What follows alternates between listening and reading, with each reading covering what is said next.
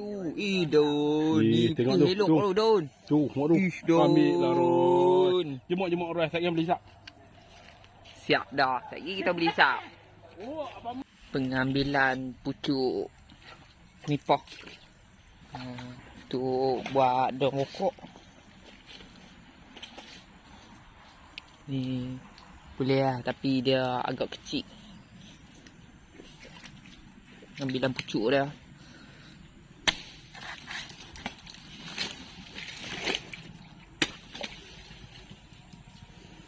Ambilan pucuk pun nipah.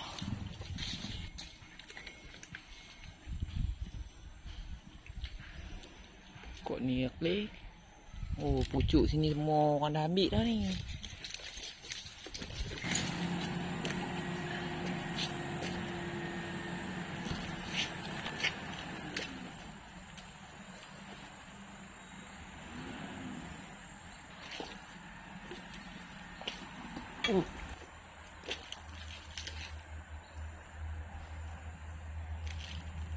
Ni kerja tak ada. Ni benda apa ni? Ni benda apa?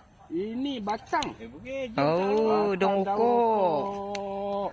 Nak beli dah tak dan. Kelang kat dia ni.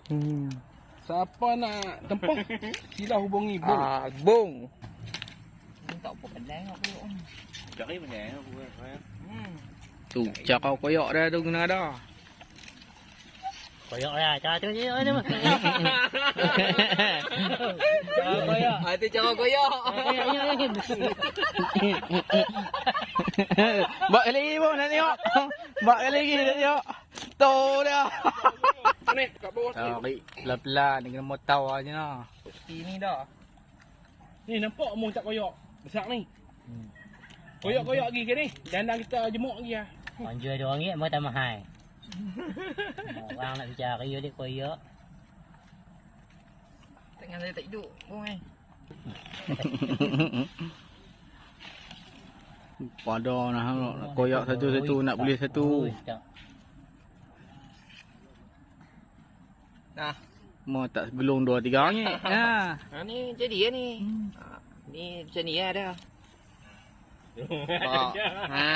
Tu. Tu tak elok je ni cara buat dia. Ni elok ni cantik ni cantik. Dia kalau tak buang selaput ni, dia nanti dia tak boleh nak gulung.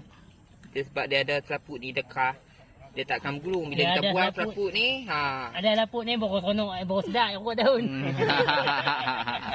Dia hem. Hem lah. Ya fak kelak-kelak sikit. Kan dia kena buat jemur kan. Dia kena dua. Kat dongkok ni. Tu dia Pak Non. Kita pun belajar Pak Non ni segan nak koyak takut memang tak boleh cari makan Pak Non. Pak Non tak boleh cari makan kalau benda ni. Kalau kita ikat Pak Non oi, duk cari makan lama dah tapi tak dak Pak Non dengan kerja lah. Ni orang panggil simpui manuk ni. Simpui manuk. Boleh gantung kat leher. Daun.